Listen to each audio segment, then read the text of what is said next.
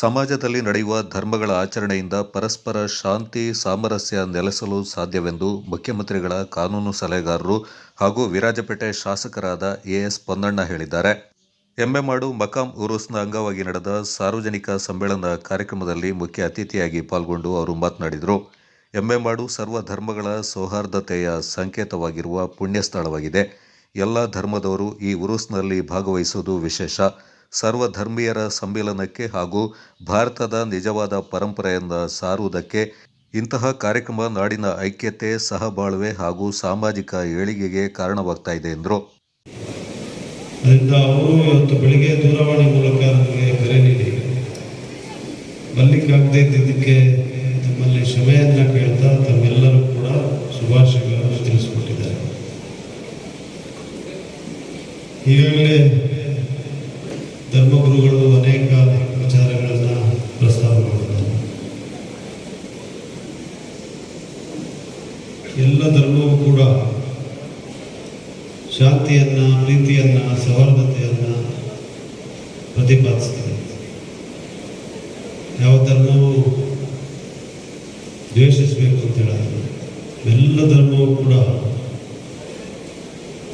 ಪ್ರೀತಿಸಬೇಕು ಅಂತಲೇ ಹೇಳಿದೆ. ಮತ್ತು ಸಾಮರಸ್ಯದ ಮತ್ತು ಸೌಹಾರ್ದತೆಯ ಸಮಾಜ ನಿರ್ಮಾಣ ಆಗಬೇಕು ಅಂತ ಹೇಳುತ್ತದೆ ಪ್ರತಿಯೊಂದು ಧರ್ಮದ ಗುರಿ. ಅದರಂತೆ ಎಸ್ಎಸ್ಎಫ್ ರಾಜ್ಯಾಧ್ಯಕ್ಷ ಸುಫಿಯಾನ್ ಸಕಾಫಿ ಮಾತನಾಡಿ, ಅಪಾರ ಧಾರ್ಮಿಕ ಕೇಂದ್ರಗಳನ್ನು ಹೊಂದಿರುವ ಕೊಡಗು ಜಿಲ್ಲೆಯಲ್ಲಿ ಎಲ್ಲ ಧರ್ಮದವರು ತಮ್ಮದೇ ಆದ ಆಚಾರ ವಿಚಾರ, ಸಂಸ್ಕೃತಿ, ಪರಂಪರೆಯೊಂದಿಗೆ ಭಾವೈಕ್ಯತೆಯ ಸೌಹಾರ್ದ ಸಮಾಜ ನಿರ್ಮಾಣವಾಗಿದೆ ಎಂದರು.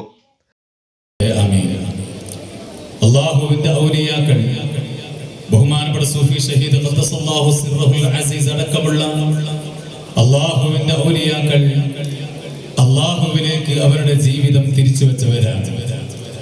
അവരുടെ ഹൃദയം മുഴുവനും അള്ളാഹുവിലേക്ക് തിരിച്ചു വെച്ചവരാണ്. ബഹുമാനപ്പെട്ട സൂഫി ഷഹീദ് തങ്ങൾ ഈജിപ്തിൽ നിന്ന് നമ്മുടെ കർണാടകത്തിലേക്ക് കടന്നു വന്നത് അള്ളാഹുവിന്റെ ദീനിന്റെ പ്രചാരണ പ്രവർത്തനങ്ങൾക്ക് വേണ്ടിയാണ് ഇങ്ങോട്ട് കടന്നു വന്നത്. ಕೂರ್ಗ್ ಜಮಿಯത്തുಲ್ ಉಲಮಾ ಜಿಲ್ಲಾಧ್ಯಕ್ಷ ಸೈಯದ್ ಶಿಹಾಬುದ್ದೀನ್ ಕಿಲ್ಲೂರ್ ತಂಗಳ್ ಹಾಗೂ ಎಮ್ಮೆಮಾಡು ಮಸೀದಿಯ ಖತೀಬರಾದ ರಾಜಿಕ್ ಫೈಜಿ ಕಾರ್ಯಕ್ರಮಕ್ಕೆ ಶುಭ ಹಾರೈಸಿ ಮಾತನಾಡಿದರು. ಕರ್ನಾಟಕ ರಾಜ್ಯ ಹಜ್ ಸಮಿತಿ ಸದಸ್ಯರಾದ ಸೈಯದ್ ಅಶ್ರಫ್ ತಂಗಳ್ ಆದೂರ್ ಅಧ್ಯಕ್ಷತೆಯಲ್ಲಿ ನಡೆದ ಕಾರ್ಯಕ್ರಮವನ್ನು ಎಮ್ಮೆಮಾಡು ಮುದರ್ರಿಸ್ ಹಮ್ಜಾ ಸಕಾಫಿ ಉದ್ಘಾಟಿಸಿ ಮಾತನಾಡಿದರು. ನಮ್ಮ ಉಲಮಾಗಳು, ಮಹಾತ್ಮರುಗಳು, ಸಾತ್ವಿಕರು, ಸಜ್ಜನರು ಅವರೆಲ್ಲರೂ ಕೂಡ ತೋರಿಸಿಕೊಟ್ಟ ಒಂದು ಆದರ್ಶಯುತವಾದ ಒಂದು ಮಾರ್ಗ. ಆ ಮಾರ್ಗದಲ್ಲಿ ನಾವು ಸಂಚರಿಸಬೇಕು. ನಶ್ವರವಾದ 4 ದಿನದ ಬದುಕಿಗೆ ಬೇಕಾಗಿ ನಮ್ಮ ಆದರ್ಶವನ್ನು, ನಮ್ಮ ಒಳಿತುಗಳನ್ನು ಎಲ್ಲವನ್ನು ಕೂಡ ದೂರ ಮಾಡಿಟ್ಟು ಏನೋ ಒಂದು ಬೇಕಾಬಿಟ್ಟಿಯಾಗಿ ಜೀವಿಸುವ ಒಂದು ಅವಸ್ಥೆ ಯಾವತ್ತೂ ಕೂಡ ಬರಬಾರದು. എൻ്റെ ഈ ചെറിയ ഒരു എളിയ മൗലിദ്, ഇതിൽ മൂപ്പരുടെ കറാമത്തുകളാണ് അധികം പറയുന്നത്. അതുകൊണ്ട് തന്നെ സൂഫി ഷഹീദിൻ്റെ അടക്കം ചരിത്രങ്ങൾ ഇതിലുണ്ട്. നമ്മുടെ വീടുകളിൽ വെച്ച് നമുക്ക് അവരുടെ മഹബത്ത് ഉണ്ടാകാനും നമ്മുടെ ഉദ്ദേശ ലബ്ധിക്ക് വേണ്ടി ഓതാനൊക്കെ പറ്റുന്ന നല്ലൊരു മൗലിദാണ് ഈ മൗലിദ്.